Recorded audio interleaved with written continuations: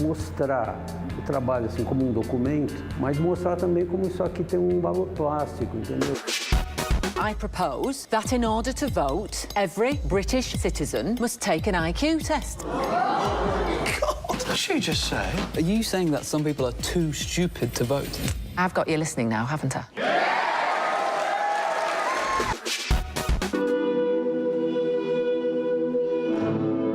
Você está contando uma história de mais de 3 mil anos, mas que tem uma ligação direta com hoje.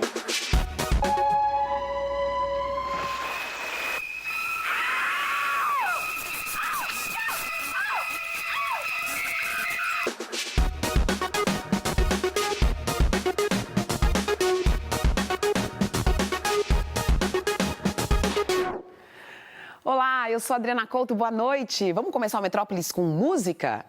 Porque agora em formato de trio, com o Branco Melo, Sérgio Brito e Tony Bellotto, os Titãs revisitam o álbum de maior sucesso, o acústico MTV de 1997, num show que está percorrendo o país. A televisão me deixou burro, muito burro demais. O acústico de 97 foi um grande sucesso e é um grande sucesso, tanto que vocês estão aqui, mas vocês hesitaram em fazer na época, né?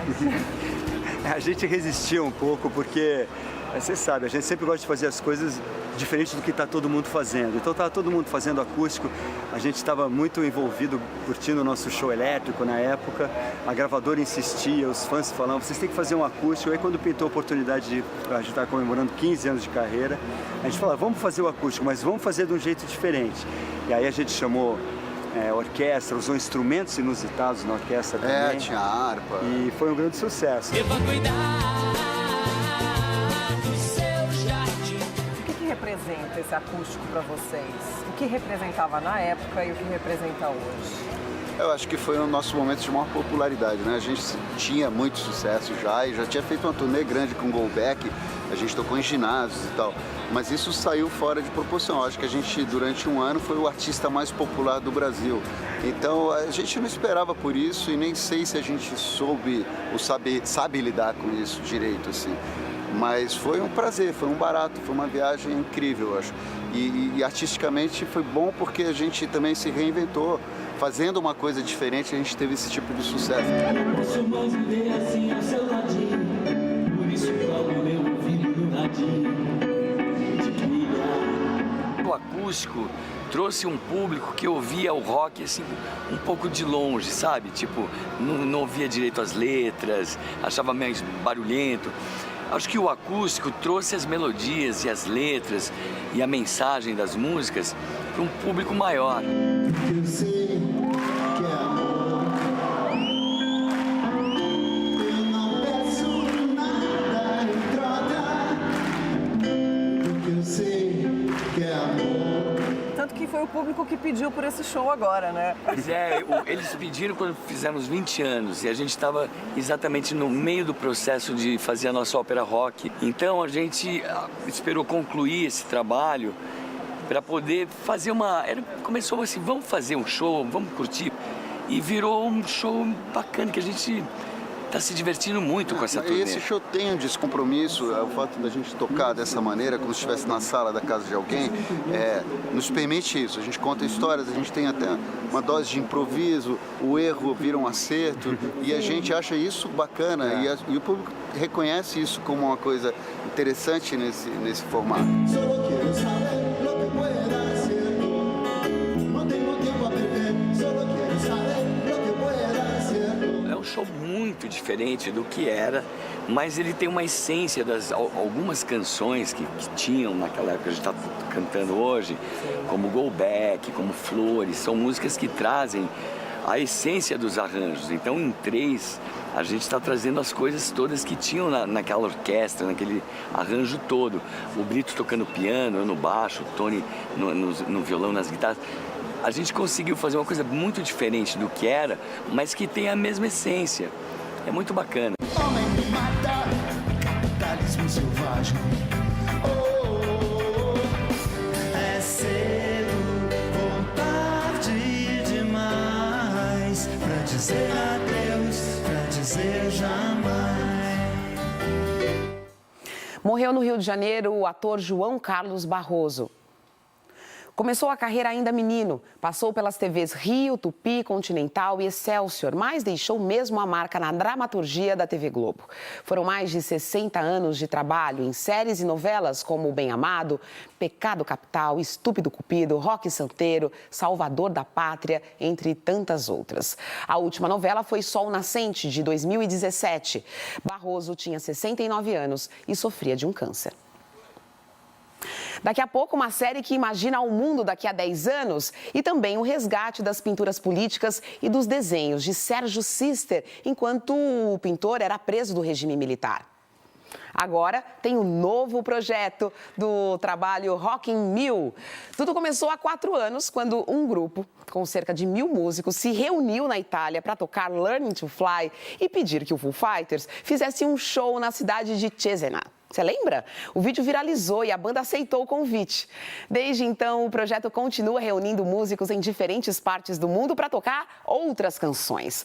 A última delas acabou de chegar na internet. É uma versão de Killing the Name do Rage Against the Machine. 1000 músicos juntos em Frankfurt, na Alemanha.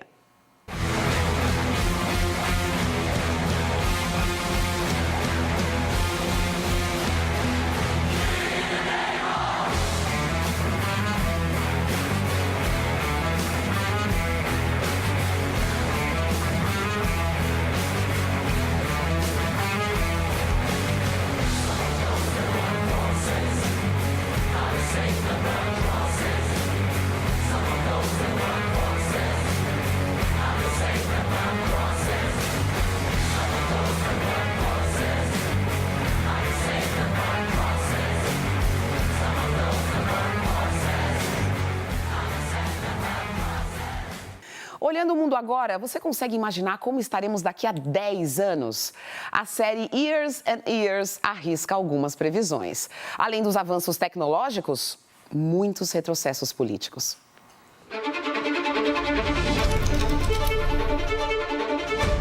Você provavelmente já conhece a série Black Mirror, da Netflix, que imagina como que as inovações tecnológicas vão afetar as nossas vidas, geralmente para pior, no futuro próximo. Como seria se essas inovações e também as convulsões políticas afetassem a vida de uma única família? Things were okay a few years ago. Surprise! Now, I don't know what to worry about first. I'm only just beginning. What's it going to be like for you? Years and Years conta a história da família Lyons, de Manchester, no norte da Inglaterra. A família é até um pouco diversa demais. Tem branco, negro, gay, cadeirante, oriental, todo mundo dentro da mesma família. Mas é meio para mostrar uma espécie de um recorte da sociedade britânica. E o futuro que espera por eles é meio assustador. The world awakes to a second term for President Donald Trump. A série avança até 2029.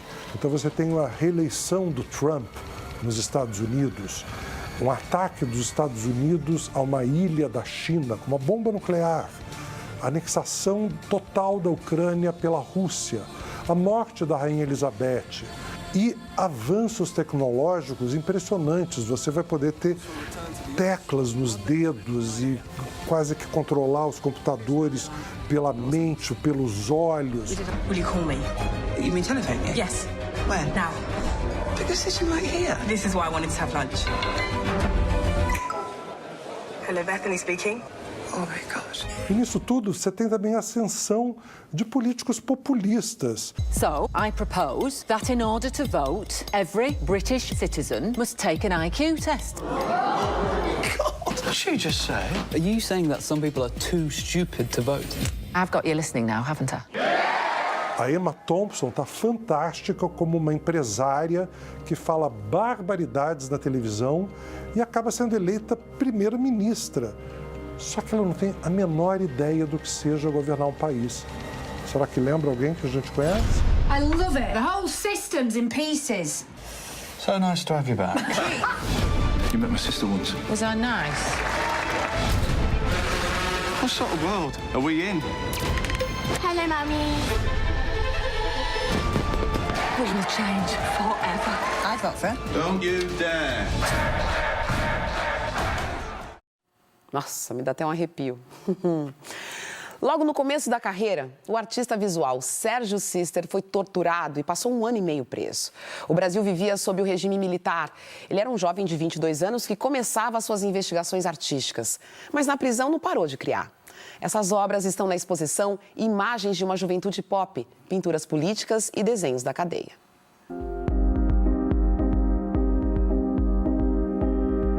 Nessa exposição aqui, nessa mostra, a gente vai ficar muito próximo dos seus trabalhos, né? Dos seus primeiros trabalhos. Está sendo interessante, eu via isso como, na verdade, como 2 artistas, né? O que eu era, que é muito diferente do que eu faço, né? E como se fosse uma divisão mesmo. Essa é uma tela aqui da época de 67, que tem essa ideia, né, de eu vou desaparecendo na multidão, sou parte da massa, né, agora.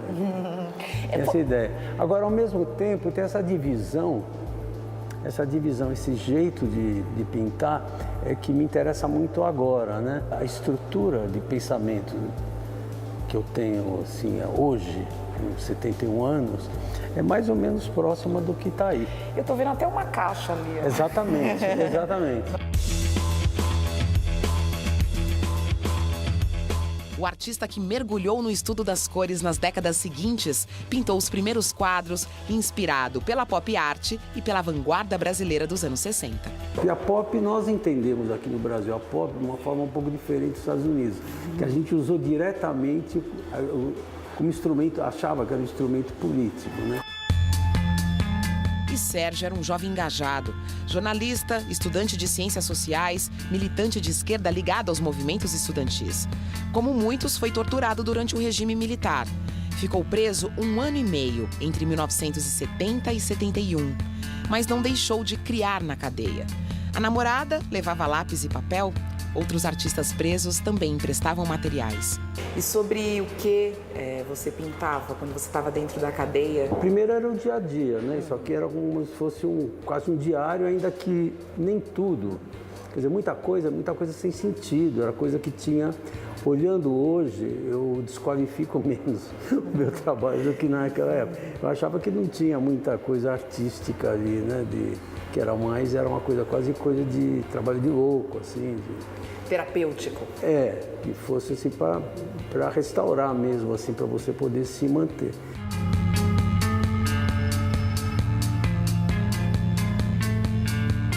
Naquele período o Brasil tinha ganhado a Copa de 70, tava aquela campanha do milagre. Até tem um desenho ali, nós tínhamos um depoimento na auditoria militar e quando nós saímos ali, era o dia que a seleção brasileira chegou em São Paulo para o desfile da vitória de 70. E aí nós vamos naquele camburão e as pessoas batiam assim, chamavam a gente de terrorista, mas no fim, a maior prova material que tinham da minha militância, além do que os outros disseram, era um mimeógrafo que pegaram comigo, que eu fazia panfletos. Entre tantas contradições, é difícil não pensar quem seria Sérgio Sister sem a prisão. Ou que país seríamos nós sem a ditadura militar.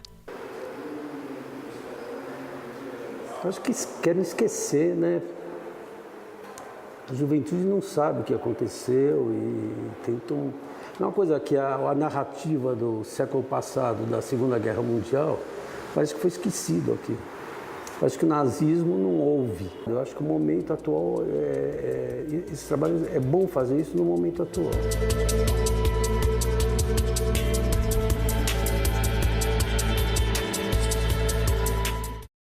A gente não pode perder a chance de refletir sobre o período da ditadura. É preciso entender ao invés de negar, né? E temos mais uma oportunidade. Está chegando a nova ocupação no Itaú Cultural. O Metrópolis acompanhou o finalzinho da montagem. A exposição é sobre o jornalista Vladimir Herzog, morto aos 38 anos pela ditadura militar. Naquele momento, Herzog era diretor do Departamento de Jornalismo aqui da TV Cultura. Você vai ver na ocupação depoimentos, reportagens, fotos, cartas e atividades que pouca gente conhece de Herzog no teatro e no cinema. Amanhã a abertura é para convidados e a partir da quinta-feira a visitação é para todo mundo. 2019 é um ano especial para os museus brasileiros. O número de visitantes aumentou muito. O MASP, por exemplo, em apenas 7 meses, praticamente igualou o recorde histórico de um ano inteiro. O recorde é de 2012, com 556 mil visitantes. Agora, em 2019, já foram 533 mil pessoas. Segundo um levantamento do portal de notícias G1, a frequência em 40 museus de todas as regiões do país cresceu 61% em relação ao ano passado. Boas notícias, né? Vamos comemorar visitando mais exposições?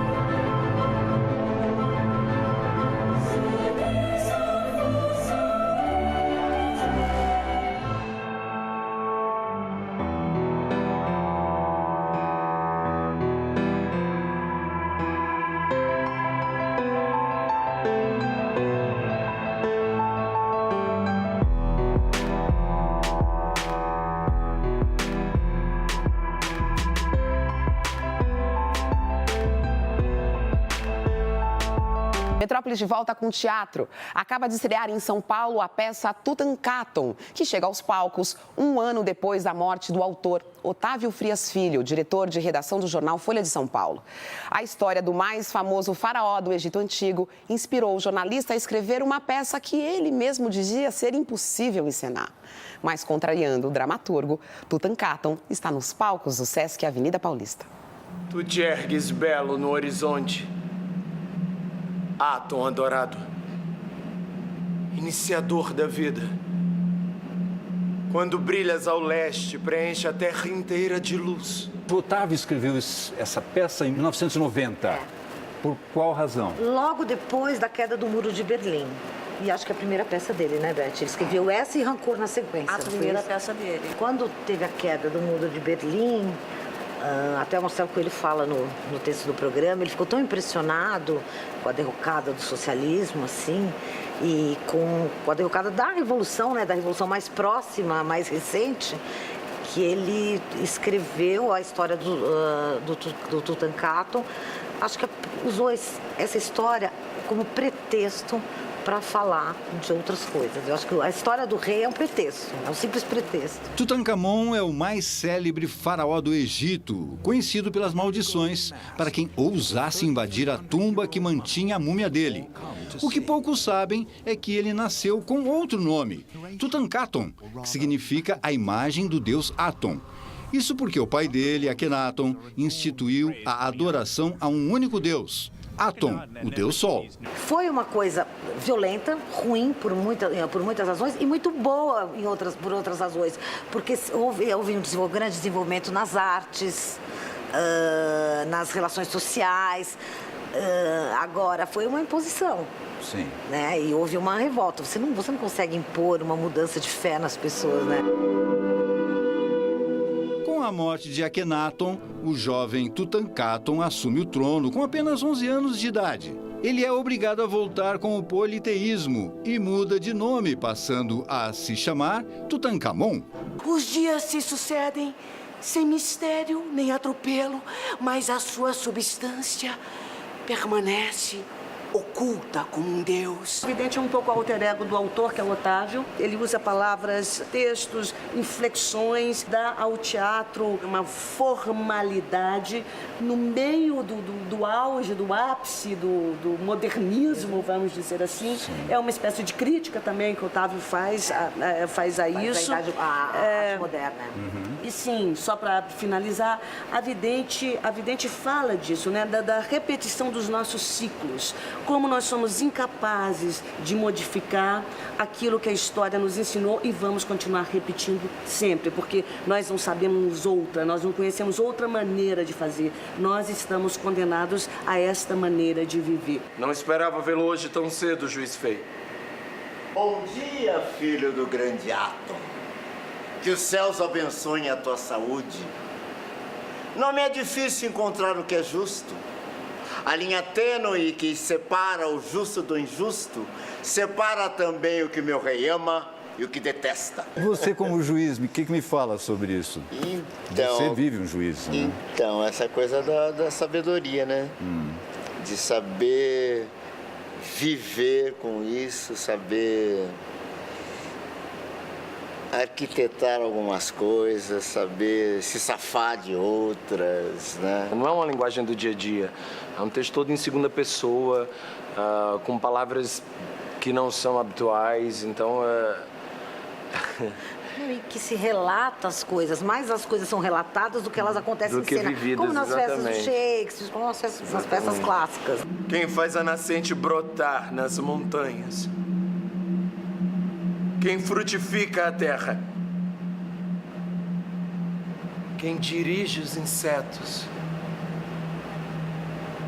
E movimenta as estrelas? Tu, Deus único, igual a quem não há outro.